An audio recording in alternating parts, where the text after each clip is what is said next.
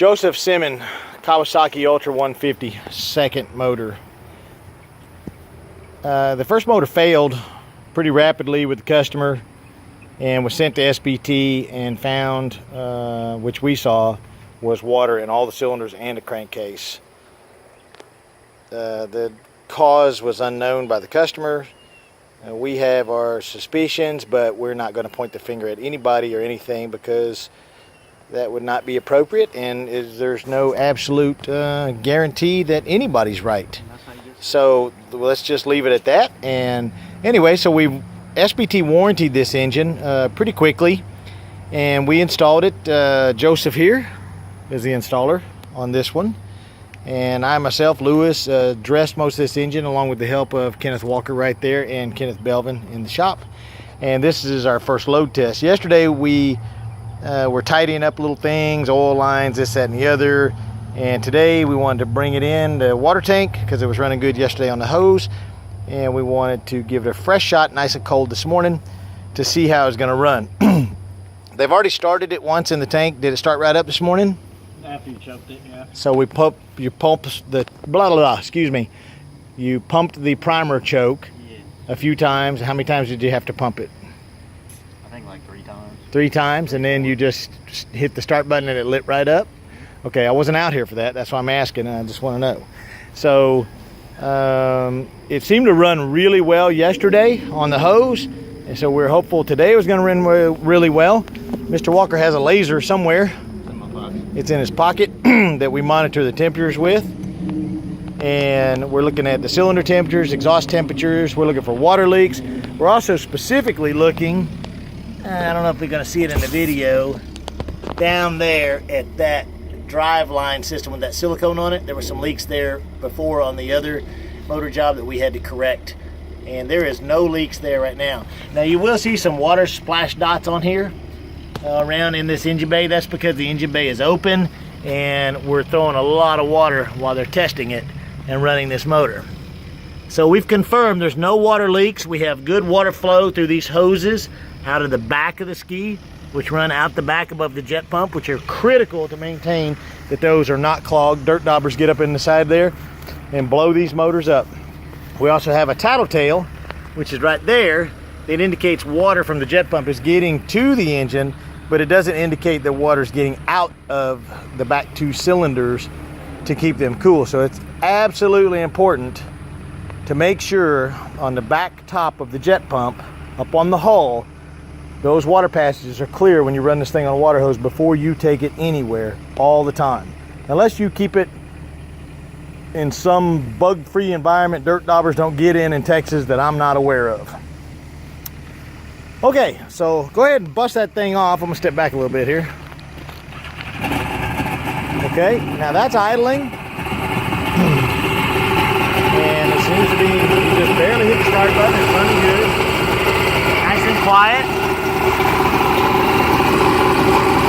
There's no water leaks anywhere.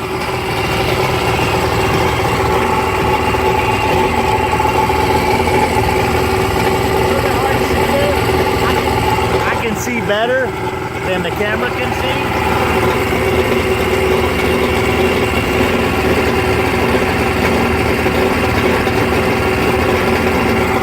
There's no water leaks on that through hull. We also have our water cap in. We also have kind of a no-no, and that is those velocity stacks. These air filters, they're nice, but if this key gets water in the hull, it's going right in there, and it's going to need a motor. Also, if you put the water hose on this, and you turn the hose on, and then you go over to start the engine, you just made a big mistake, and you filled the engine full of water. You cannot do that. You have to put the hose on here, start the engine, then turn the hose on, and then before you shut the engine off, you have to turn the hose off and blow the water out of it, then turn the engine off. Seems to be idling good. What's our tachometer say? We're idling at a nice cool 1,000 to 1,200, right? We've got variable venturi carburetors, which are a little laggy, but they work okay.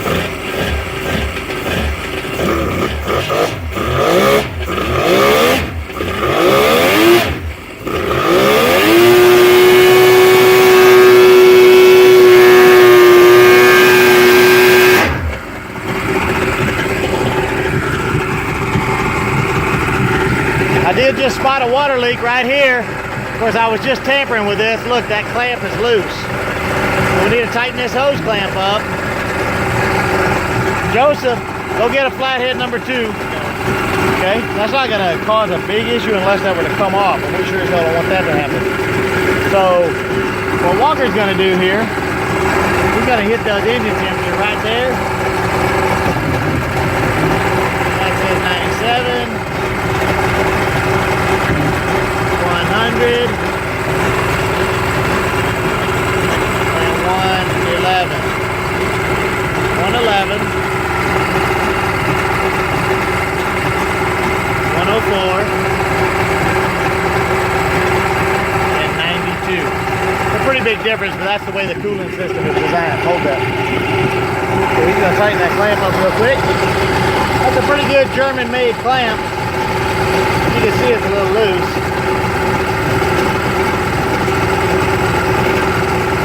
All right. That's it's still leaking a little. It's still kind of loose. Tighten this some more. Here, hold this bone. Don't put your hand on the deal. Let's tighten this up. This screwdriver's too small. Next time I want a number 2 screwdriver, not a number 1 screwdriver.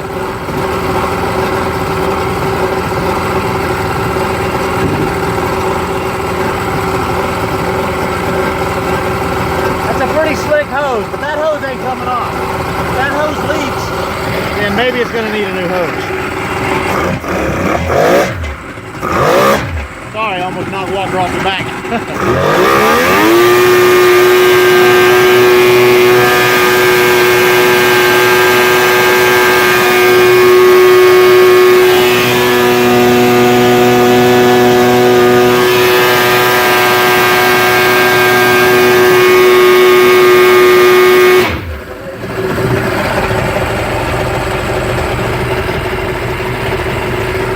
It says 130 right now when I got off the throttle. 121, 122. So that cylinder seems to run a little hotter, but that hose right there is the line out of that cylinder. It's a little smaller than the ones on the back of the ski. That's the manufacturer. If we look right here, that's that front hose cooling that front cylinder. A little more gas.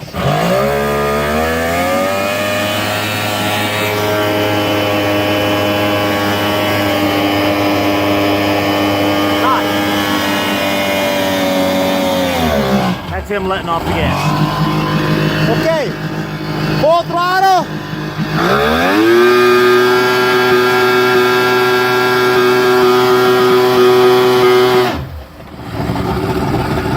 We're gonna do what's called a hot kill. We're gonna give it full throttle and pull the lanyard so we can go monitor the spark plugs and we can see what the cylinder's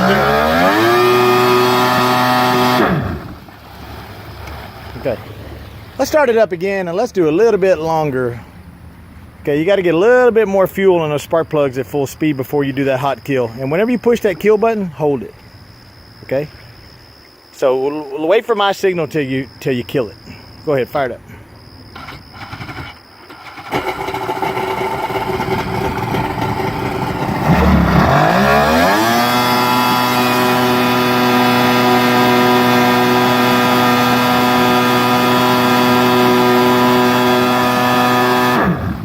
There we go.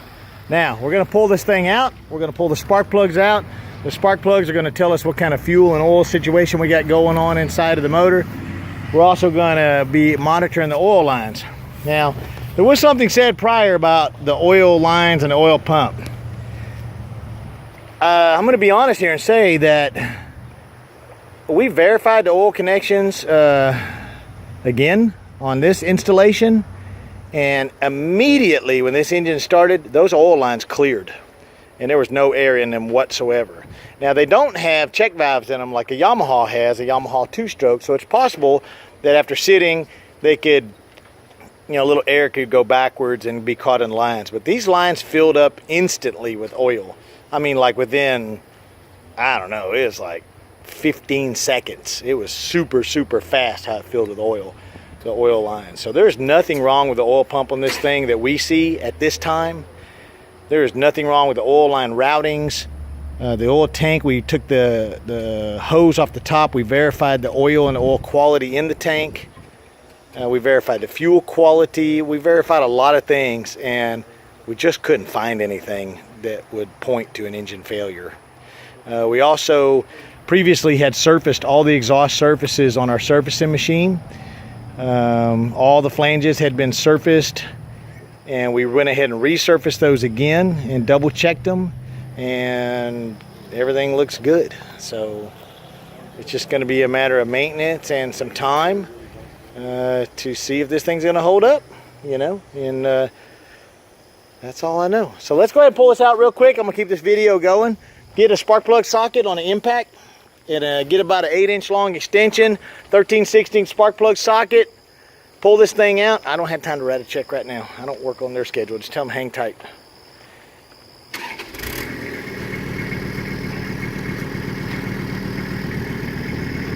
I guess I'm gonna have to pause this to go sign a check for O'Reilly's. So I'm gonna pause this video. Okay, I think the video is going again. It's so bright out here I can't see. So Joseph went and got a spark plug socket, and he's gonna take those spark plugs out. Is that video going? It's right there. I think it is. Is it supposed to have a time on it? Oh, okay, it's going. Yeah, it's going. It's so bright out here I can't see my screen. I got a GoPro camera, does a lot better videos, but I struggle loading and unloading it sometimes. I'm just not that familiar with it, so my cell phone's always on me. Lay that out, please, back here. That's number 3. Oh, God, it's hot. Quickly, let's go. I'm going to hold it up, see it better. No.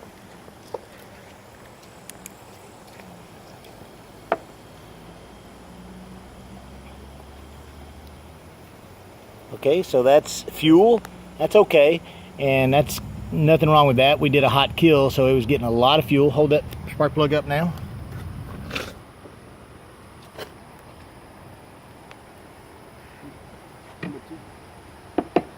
Lay it to this one. Lay it right there. What we're looking for is all of them being the same.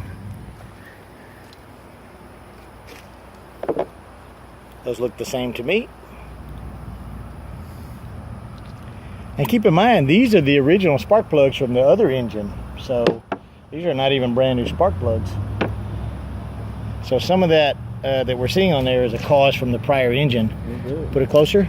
There you go. So they all look the same. And that's what we want to see. We want to see them all looking the same. Okay, good deal. So I'm going to give this ski the good to go, but I did want to point out these 3 holes underneath here. There's actually 4.